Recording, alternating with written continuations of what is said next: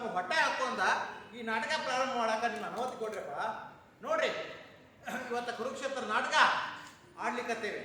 ನೀವು ನೋಡ್ತಾ ಇರಿ, ನಾವೀಗ ಮಾಡ್ತೇವ್ರಿ. ನೋಡ್ರಿ, ನೀವು ನಿಮ್ಮ ಮೊಬೈಲನ್ನು ನಾಟಕ ಸ್ಟಾರ್ಟ್ ಆಗೋದಕ್ಕಿಂತ ಮೊದಲ ನಿಮ್ಮ ಮೊಬೈಲನ್ನು ಸ್ವಿಚ್ ಆಫ್ ಮಾಡ್ರಿ. ಆಮೇಲೆ ನಿಮ್ಗೆ ಖುಷಿ ಆದ್ರೆ ಜೋರಾಗಿ ಚಪ್ಪಾಳೆ ಹಾಕ್ರಿ. ಪಾತ್ರಗಳಿಗೆ ಬರ್ರಿಪ್ಪ, ಬರ್ರಿ ಬರ್ರಿ, ಆಸಾನಿಸಿ ತಗೊಂಡ್ಬರ್ರಿ.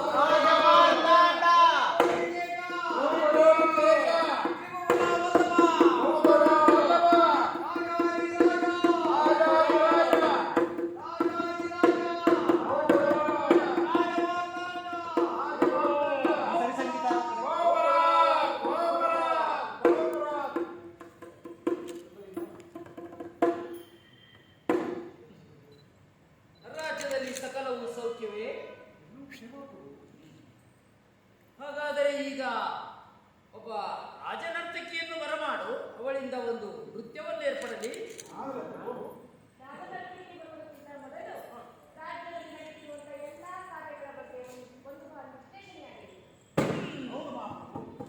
ಹಾಗೆ ಆಗಲಿ, ಹಾಗೆ ಆಗಲಿ. ಮಳೆ ಇಲ್ಲ, ಬೆಳೆ ಇಲ್ಲ,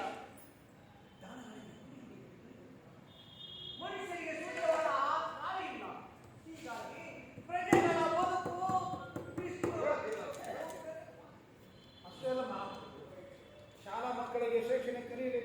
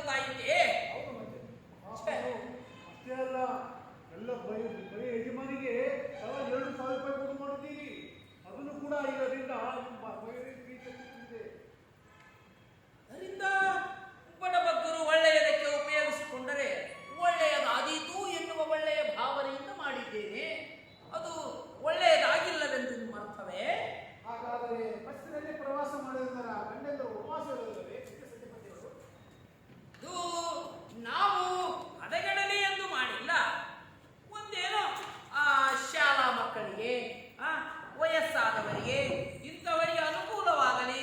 ಕೆಲವು ಜನ ಕುಡುಕು ಗಂಡರಿರುತ್ತಾರೆ, ಮನೆತನದ ಜವಾಬ್ದಾರಿ ಇರುವುದಿಲ್ಲ, ಅಂತಹವರಿಗೆ ಹೋಗಲು ಬರಲು ದುಡಿಯಲು ಅನುಕೂಲವಾಗಲಿ ಎನ್ನುವ ಸದುದ್ದೇಶದಿಂದ ನಾವು ಮಾಡಿದ್ದೇವೆ. ಆದರೆ ಇದೆಲ್ಲ ಹೀಗೆ ದುರುಪಯೋಗವಾಗುತ್ತಿದೆ. ಈ ಯೋಜನೆಗಳಿಂದ ನಮ್ಮ ತಲೆ ಸಿಡಿದು ಹೋಗುತ್ತಿದೆ. ನೋಡಿ, ಈಗ ಇಲ್ಲಿಗೆ ಈ ಚರ್ಚೆಯನ್ನು ನಿಲ್ಲಿಸಿ ಮಧ್ಯಾಹ್ನ ಮತ್ತೆ ಸಭೆ ಸೇರೋಣ. ಆ ರಾಜ್ಯಸಭೆಯಲ್ಲಿ ಮತ್ತೆ ನಮ್ಮ ಚರ್ಚೆಯನ್ನು ಮುಂದುವರಿಸೋಣ. ಈಗ ನೀವೆಲ್ಲರೂ ಹೋಗಬಹುದು. ನಡ್ರಿ ಎಲ್ಲರೂ ಮತ್ತೆ ಲೇಟ್ ತಗದಾರ ಈಗ. ವಿಡಿಯೋ ಹಾಕ್ತಾನೆ ಮೈ ಮಾಡ್ಬೇಕಷ್ಟೇ. ಏನು ಹೇಳೋದೇವ್ರ ಶುದ್ಧವೇನೋ ಒದಗಿ ಬಂದಂತಿದೆ. ಆದರೆ ಆ ಯುದ್ಧದ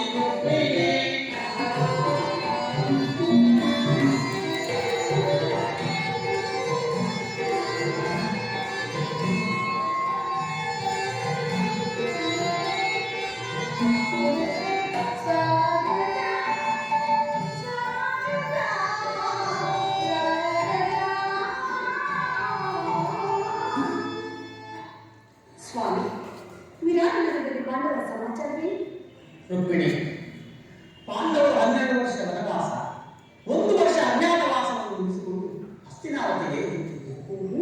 ವಿರಾಟನ ಪುತ್ರಿಯಾದ ರುಕ್ಮಿಣಿಯವರಿಗೆ ಅಭಿಮನ್ಯುವಿನ ವಿವಾಹವಾಯಿತು.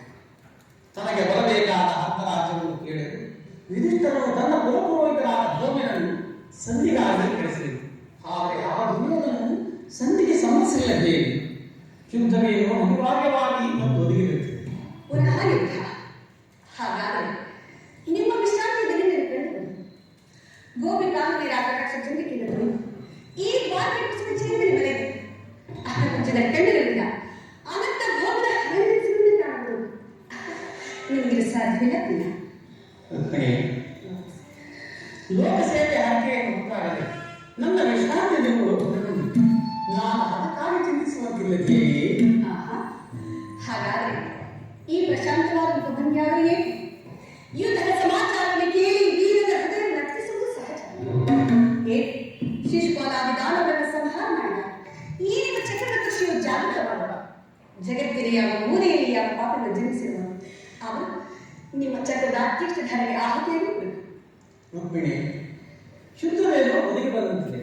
ಆದರೆ ಆ ಯುದ್ಧದಲ್ಲಿ ನಿನ್ನ ಪತಿಯು ಆಯುಧಗಳನ್ನು ಯಾರ ಪಕ್ಷವಾಗಿ ಕಾದಾಡುವುದು ಪ್ರತಿಜ್ಞೆ ಮಾಡಿಕೊಂಡು ಬೇಯಿಸಿ. ಹಾಗಾದರೆ ಈ ಶೈನಾಗಾರದ ಹಸಿತನನ್ನು ದಾಟದಲ್ಲಿ ಒಂದು ಅನುಕೂಲವಾದ ಕಾರಣವೇ ಗೊತ್ತುಂಟಾಯಿತು. ನಾಥ, ಈಗ ನಿಮ್ಮ ಈ ರಾಜನೀತಿ ಕೌಶಲ್ಯ ಇದು ಪರಿಹಾಸದ ಕಾರಣ? ಇದು ಪರಿಹಾಸವಲ್ಲ. ಗೋಪಿಕಾಂಗನೆಯನ್ನು ಪರಿವೇಶಿತನಾಗಿ ಮೊದಲು ವೇದಗಾನದಿಂದ ವಿಶ್ವ ಸೃಷ್ಟಿಯಲ್ಲಿ ಬೆಳೆಸಿದ ಲಲಿತ ಕೃಷ್ಣನ ಮೊದಲ ರೂಪವನ್ನು ಜನರು ನಡೆಯುವರು. ಕಂಸ ಶಿಶುಪಾಲಾದಿ ಭಾಗವನ್ನು ಲೀಲ ಮಾತ್ರದಿಂದ ಸೆರೆಹಿಡಿದು ಅವರ ಪ್ರಚಂಡ ಹಠಾಸದಿಂದ ಜಗತ್ತಿನ ಹೃದಯವು ಕಂಪಿಸುತ್ತದೆ. ಈ ಸಾರಿ ಯುದ್ಧವು ಪ್ರಾರಂಭವಾದಾಗ ಇವೆಲ್ಲರಿಂದ ವಿಭಿನ್ನನಾದ ಬೇರೊಬ್ಬ ಕೃಷ್ಣನನ್ನು ಜನರು ನೋಡುವರು. ನಾನು ನಿರಸ್ತನು. ಆದರೆ ಕುರುಕ್ಷೇತ್ರದ ಯುದ್ಧ ಸೂತ್ರವು ನನ್ನ ಕೈಯಲ್ಲಿ ಚದುರಂಗ ಧಾರಗಳಂತೆ ದರ್ಪಾಂತ ಕ್ಷತ್ರಿಯ ವೀರರನ್ನು ಇಲ್ಲಿಂದ ಅಲ್ಲಿಗೆ ನಡೆಸಿದರು. ಶಸ್ತ್ರಾಸ್ತ್ರಗಳ ಸಂಗ್ರಹವೇ ವಂಶದ ಪರಮಾವಧಿ ಎಂದು ಜನರಿಗೆ ತಿಳಿಸುವುದು. ನಾವು ಆ ಅಜ್ಞಾನವನ್ನು ಹರಿಸುವುದು. ಮಾನವನ ಆತ್ಮಶಕ್ತಿ ಶತಕೋಟಿ ಶಸ್ತ್ರಗಳನ್ನು ಪರಾಮರ್ಶಿ ವಿಜಯದ ಭದ್ರಪೀಠ ವೇದಗಳದೆಂಬುದನ್ನು ಜಗತ್ತಿಗೆ ತೋರಿಸುವುದು. ಸತ್ಯದ ಚಿರಪ್ರಕಾಶದಿಂದ ಜಗತ್ತನ್ನು ಬೆಳೆಸುವುದು. ಕುರುಕ್ಷೇತ್ರದ ರಕ್ತ ಪ್ರಳಯದಲ್ಲಿ ಸಹ ನನ್ನ ಕೈಗಳು ಸ್ವಚ್ಛ ಇರುವಂತೆ ನಿರ್ಲಿಪ್ತವಾಗಿ ಬೆಳೆದುದನ್ನು ನೀನೇ ನೋಡುವೆ ದೇವಿ.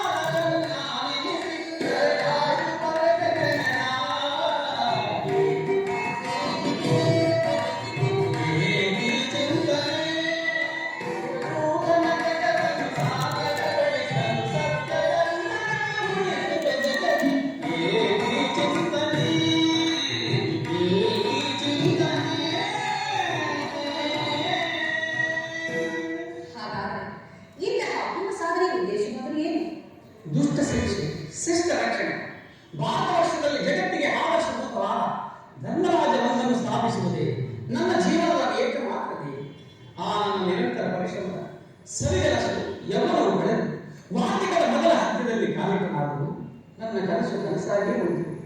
ಹಿಂಸಾ ಪ್ರಿಯರಾದ ಅಸಂಖ್ಯಾತ ದಾನವನ್ನು ಹಣಕ್ಕಾಗಿಯೇ ಸಂಬಂಧಿಸಿದರು. ಹಾಗೂ ನನ್ನ ಉದ್ದೇಶವು ಸಫಲವಾದ ಮಾನವನೇ ಮಾನವ ಜಾತಿಯ ಪರಮಶಕ್ತಿ ಎಂಬುದನ್ನು ಹೇಳಿ ಹೀಗೆ ತಿಳಿಸಿದೆ. ಮುಂದೆ ಹೇಳುವುದರಲ್ಲಿ ಮಾನವ ಪ್ರಗತಿಗಾಗಿ ಮಾನವನನ್ನು ಮಾನವನಿಂದಲೇ ನಾಶಗೊಳಿಸಿದೆ.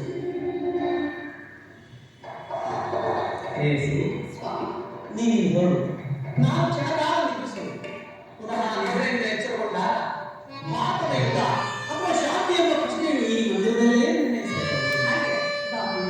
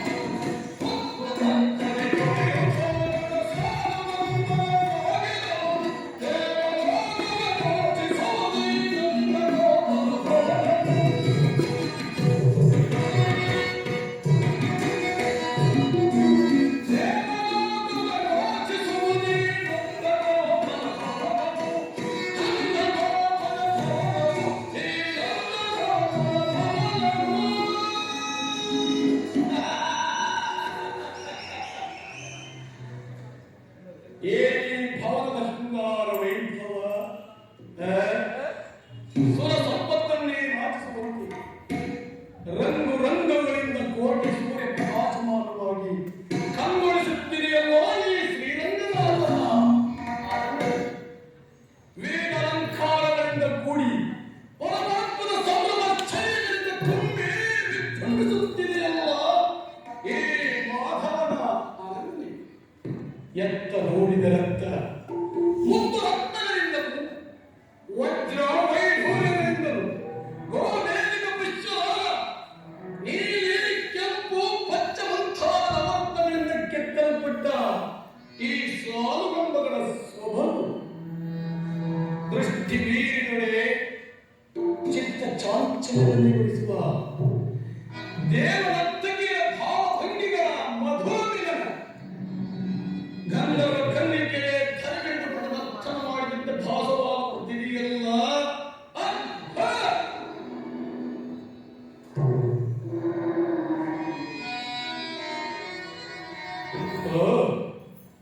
ಶಿಲಾಭಾಲಿಕೆ ಏನಿ ಶಿಲಾಭಾಲಿಕೆಯರ ಕಣ್ಮಿಂಚಿನ ಈ ಪುಡಿ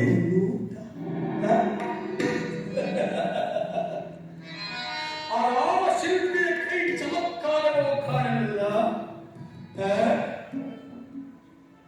ಬಳ್ಳಿಯಂತೆ ಬಳುಕುವ ಈ ಬಡು ಮಿಂಚಿನಂತೆ ಹೊಳೆಯುವ ಈ ನಯನಗಳು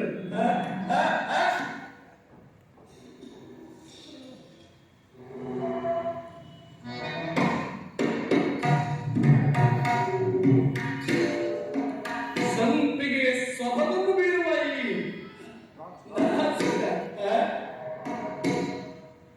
ಮಧುಚಂದ್ರನ್ನೇ ಮೋಹಿಸುವಂತಹ ಮಂದಹಾಸ.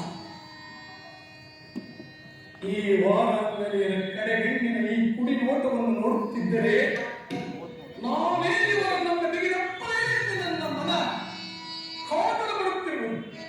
ಸ್ವಾಗತ ಸ್ವಾಗತ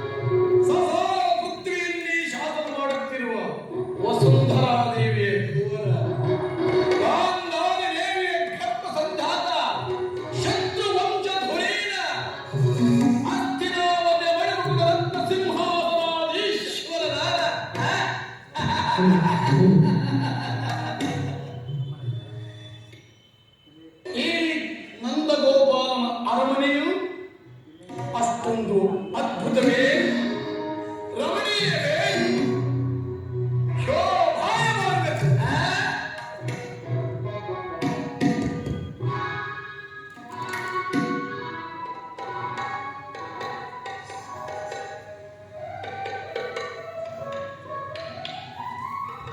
ಕೃಷ್ಣನು ನಿದ್ರಿಸುತ್ತಿರುವುದು ಎಂತಹ ನಿಶ್ಚಿಂತ ಪುರುಷನಯ್ಯ ಇವ. ಸಕಲ ರಾಜ್ಯಭಾರವನ್ನು ಅಣ್ಣನಾದ ಬಲಭದ್ರನಿಗೆ ಒಪ್ಪಿಸಿ ಈಗಲೂ ಮಾತ್ರ ಸುಖತಲ್ಪದಲ್ಲಿ ಲೀನನಾಗಿರುವನು. ನಿದ್ರಿಸಲಿ. ಕಾರ್ಯ ಸಾಧನೆಗಾಗಿ ಬಂದವನು ತಾಳ್ಮೆಯಿಂದಿರಬೇಕು. ಕೃಷ್ಣನು ನಿದ್ರೆಯಿಂದ ಎಚ್ಚರವಾಗುವ ತನಕ ನಾನು ಇಲ್ಲಿಯೇ ಸ್ವಲ್ಪ ಕಾಲ ವಿಶ್ರಮಿಸಿ ಕೃಷ್ಣನು ಎಚ್ಚರವಾದ ನಂತರ ನಾನು ಒಂದು ಕಾರ್ಯವನ್ನು ಸಾಧಿಸಿಕೊಂಡೇ ಹೋಗಬೇಕು.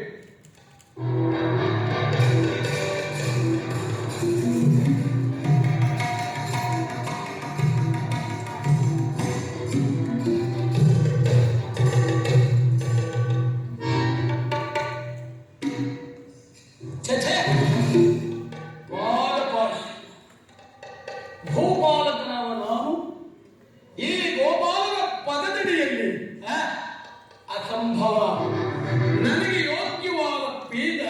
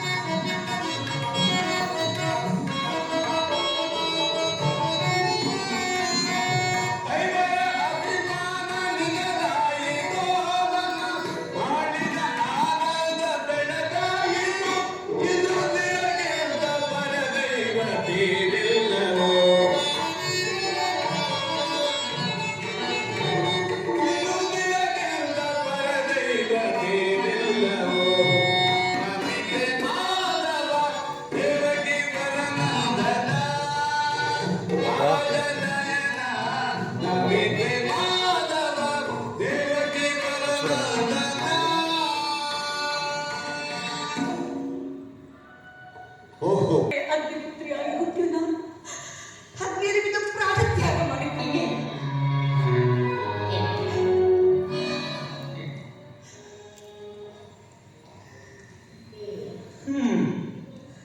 ಈಗ ಚೆನ್ನಾಗಿ ಸಹಜರ ಐವರ ಅಭಿಪ್ರಾಯವು ಹೀಗೆ ಅಭಿಪ್ರಾಯಗಳು ಅಲ್ಲವೇ ಭಿಕ್ಷಿನ? ಆ ಬಗ್ಗೆ ನಾವೇನು ಮಾಡಲಿ? ಅದಕ್ಕೆ ನೀನೇನು ಮಾಡಿ ಹೀಗೆ ಅಭಿಪ್ರಾಯವು ಹೀಗೆ ಕಾಯಿತೆಂದು ಹೇಳಿದ್ದೇನೆ. ಇವರು ಹೇಳ್ತಾರೆ, ನೀನು ಕೇಳಲಿಲ್ಲ. ಬಿಡು. ಏಕೆ ನೀನು ಕೇಳಲಿಲ್ಲವೇ? ಕೇಳಿ ಅದರಿಂದ ಆಗೋ ಪ್ರಯೋಜನವಾದರೆ ಏನು ಕೃಷ್ಣ? ಪ್ರಯೋಜನವೋ ಅಪ್ರಯೋಜನವೋ ನನಗೊಂದು ತಿಳಿದಯ್ಯ. ಒಟ್ಟಿನಲ್ಲಿ ಸತಿಯ ಆರ್ತನಾದವನ್ನು ಹಾರಿಸುವುದು ಪತಿಗಳಾದ ನಿಮ್ಮ ಕರ್ತವ್ಯವಲ್ಲವೇ?